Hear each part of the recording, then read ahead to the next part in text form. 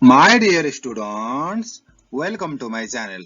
Today I am going to talk about an important topic, that is A Respectable Woman by Kate Chopin, which you have to study under section 2, that is literature, from compulsory English of grade 12 according to new course.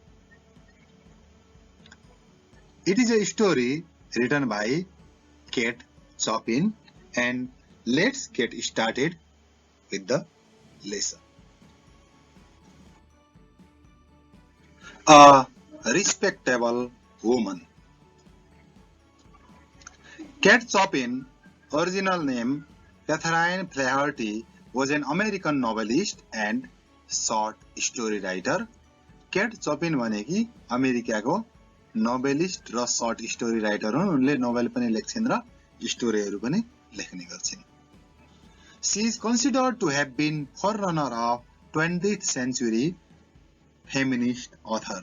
उनलाई के भनिन्छ भने 20th century 20औं शताब्दीको महिलावादी लेखक मध्ये उनलाई सुरुवातको लेखक मानिन्छ, स्टार्टर मानिन्छ। Her writings are full of sexual connotation. Some of her stories were condemned as immoral by some critics. उनका राइटिङहरू अब सेक्सुअलिटी अर्थात यौनिकतालाई दर्शाउने खालका हुन्छन्।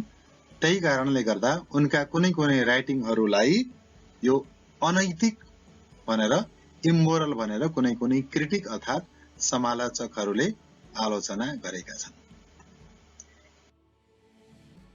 Okay. Her short story, A Respectable Woman, is a structure around the character of Mrs. Baroda and her inner conflict as she finds herself attracted towards Gouvernail, a friend of her husband. Okay. यो respectable woman के छ भने यो एउटा Mrs बरोडाको कन्फ्लिक्टको, inner कन्फ्लिक्टको बारेमा भनिएको छ, जो आफ्नो हस्बेन्डको साथी गुभर्नाइलबाट आकर्षित भएकी छन्। In this story, there are three characters: Gaston, Mrs. Baroda, and Gouvernail. यसमा तीनटा क्यारेक्टरहरू मध्ये ग्याटसन, मिसेस बरोडा र गुभर्नेल छन्।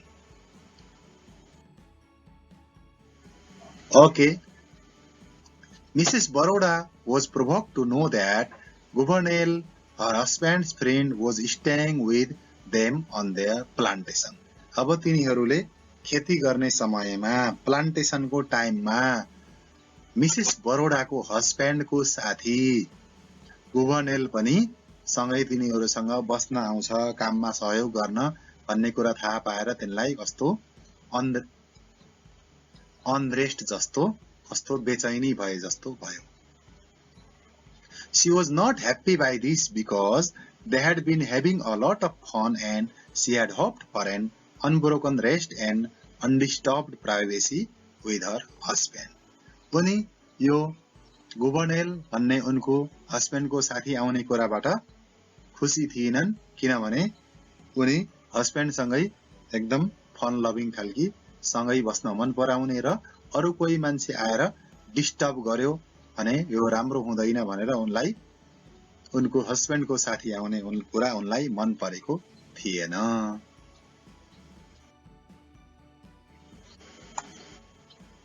He was the college friend of Gaston and was now a journalist.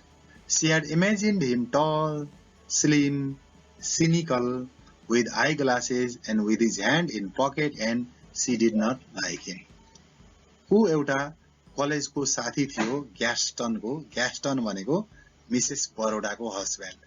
ग्यास्टनको साथी थियो र ऊ के थियो त, जर्नलिस्ट थियो र उनले उसलाई टल, स्लिम, सिनिकल भनेको एकोहोरे अरूको बारेमा नसोच्ने, आई ग्लास लगाएको, चस्मा लगाएको र आफ्नो हात खाली पकेटमा राखिरहने गमक्क परेको खालको मान्छे थियो होला भन्ने सोचेर उनले उसलाई के गरिनन् त, मन पराइनन्।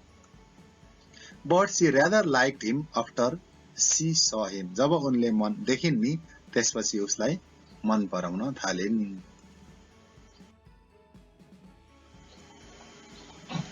She noticed that he was a mysterious man to her. Her husband had told that he was brilliant and active personality. उनले उसलाई के गरिन् भन्दा मिस्टेरियस रहस्यात्मक मान्छे, रहस्यपूर्ण मान्छे कस्तो हो भनेर झट्टै थाहा नहुने खालको मान्छे उसलाई मानिन् र उसको हस्बेन्डले उसलाई के भनेको थियो भन्दा एकदम ब्रिलियन्ट, एकदम बाठो र एक्टिभ पर्सनालिटी छ भनेर भनेका थिए।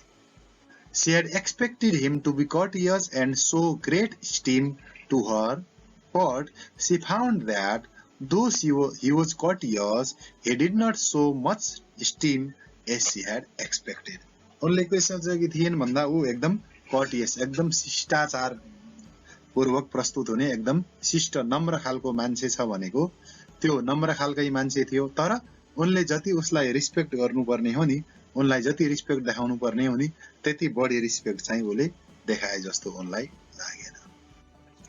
Gouvernail generally smoked cigar, but Gaston did not. While being with Gaston, he didn't show interest in fishing or killing grosbeaks. Okay?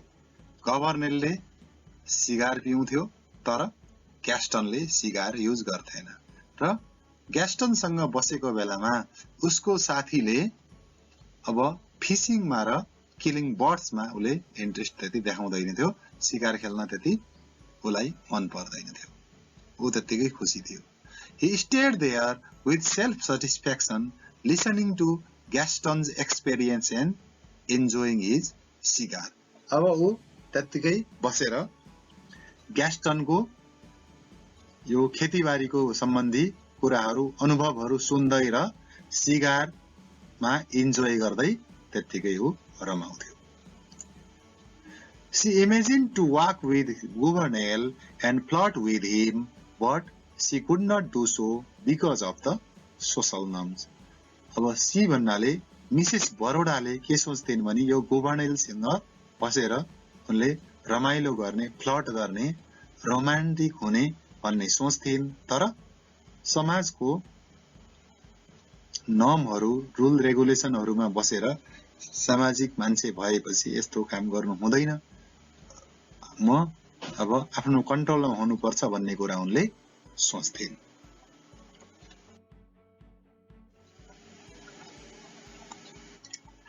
If she expressed her inner feelings, she won't be considered a respectable woman. She had to maintain the standard of respectable woman.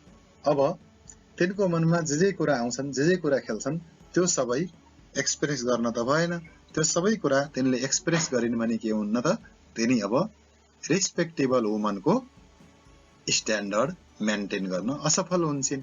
त्यसैले standard हुनको लागि, respectable woman हुनको लागि उनले आफ्नो feeling लाई hide गरेकी थिइन्।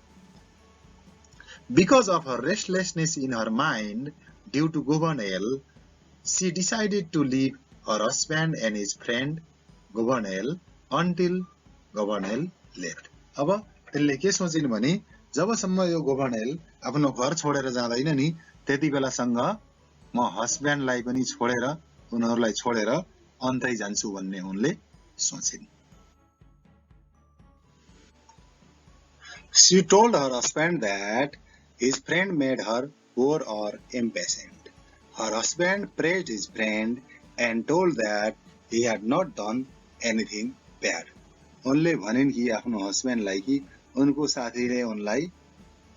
साथीलाई देख्दा उनलाई कस्तो कस्तो बोर लागे जस्तो हुन्छ, कस्तो हुन्छ यो ठीक लागेन भन्दा उनको हस्बेन्डले के गर्छन् त भन्दा उसको साथीको प्रेज गरेर, प्रशंसा गरेर उले केही पनि नराम्रो काम गरेको छैन भनेर भन्छन्।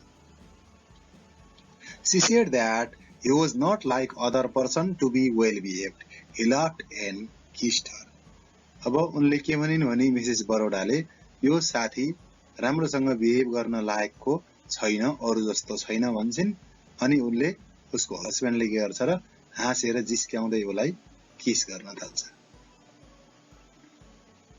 She informed her husband that she was leaving for the town and would be at Aunt Octavie's till the departure of गोभर्नेल।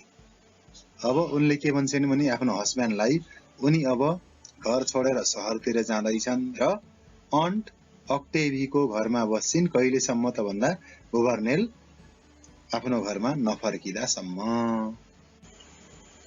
She sat alone upon a bench under the oak tree that night at the edge of the gravel walk. तिनी घरको नजिकै okay ट्रीको फेदमा तल जुन एउटा bench राखिएको थियो त्यो बेन्चमा गएर एक्लै बसिन्। While she was sitting there, Governor reached Mrs. Baroda, whom he recognized due to his cigar even in the darkness. त्यो रातिको समयमा तिनी एक्लै बसेको बेलामा गभर्नेल तिनको नजिक आयो र उनले सिगारको कारणले यो पक्का पनि गभर्नेल हो भनेर त्यसले गेस गर्न समस्या भएन। Though she wanted to be unnoticed, Governor found her and sat beside her. तिनी अब जति अननोटिस्ड हुन खोजे पनि नदेखिन खोजे पनि गभर्नेलले उनलाई भेटायो र उनको नजिकै गएर बस्यो। He gave her filmy white scarf stating that it was given by her husband. She murmured thanks and laid it in her lap. अब उसले के गर्यो भन्दा एउटा पातलो व्हाइट स्क्याप सेतो कलरको स्क्याप उनलाई लगेर दियो, तिम्रो हस्बेन्डले दिन पठाउनु भएको हो भनेर, र उनले सानो स्वरमा थ्यांक यू भनिन् र त्यो स्क्याप राखिन्। He murmured beautifully as well as talked about his college life. He heard his saying only vaguely, but she listened to the tone of his voice carefully. अनि त्यसपछि अलिअलि त्यसले कुरा गर्न थाल्यो। कसले भन्दा गभर्नेलले गरेको कुरालाई उनले ध्यान दिइनन्, उनले उसको आवाज मात्रै ध्यान दिएर सुनिरहिन्।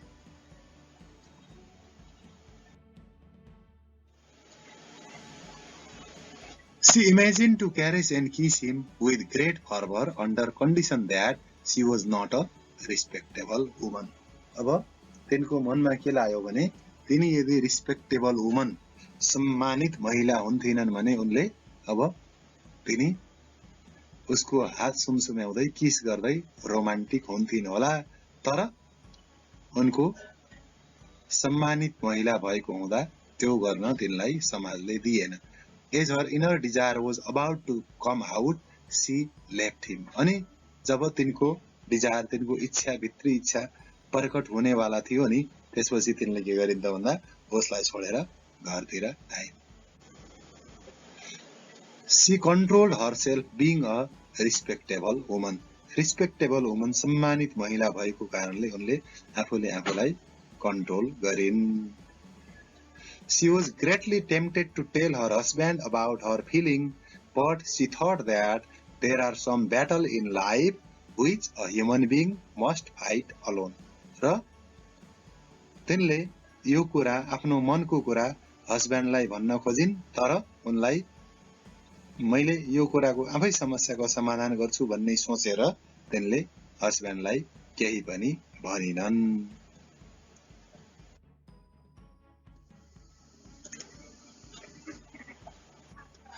Next day, she left for the town. She returned home only after Governor had left their house. अर्को दिन तिनी शहरतिर लागिन् र गभर्नेलले घर नछोड्दासम्म तिनी वापस आइनन्। While talking with her husband, she opposed her husband in inviting Governor in summer season. अब summer सिजनमा फेरि गभर्नेललाई बोलाउने भन्ने कुरा गर्दा आफ्नो हस्बेन्डसँग उनले विरोध गरिन्, उनले उसलाई बोलाउने होइन भनिन्। At the end of the year, she herself insisted in calling him, which surprised her husband. अब इयरको लास्टमा चाहिँ उनले आफै गभर्नेललाई बोलाउन भनिन् आफ्नो हस्बेन्डसित, र ती हस्बेन्ड के भयो त भन्दा अचम्म परे। Husband was surprised as well as delighted with the change of his wife's mood. तिनको आफ्नो वाइफको मुड चेन्ज भएको आफ्नो साथीलाई बोलाउन पाउने भनेर उनी उनका हस्बेन्ड के भए खुसी भए When Gaston admired his wife for having positive attitude towards his friend, she said that she would be very nice to him when he visited next time. उनले अब पोजिटिभ एटिट्युड देखेर आफ्नो साथीप्रतिको आफ्नो वाइफको चेन्ज देखेर उनी धेरै खुसी भए त्यो बेलामा उनले के भनिन् भने अब जब ऊ आउँछ नि तपाईको साथी त्यो बेलामा उलाई राम्रोसँग रेस्पेक्ट गर्छु भने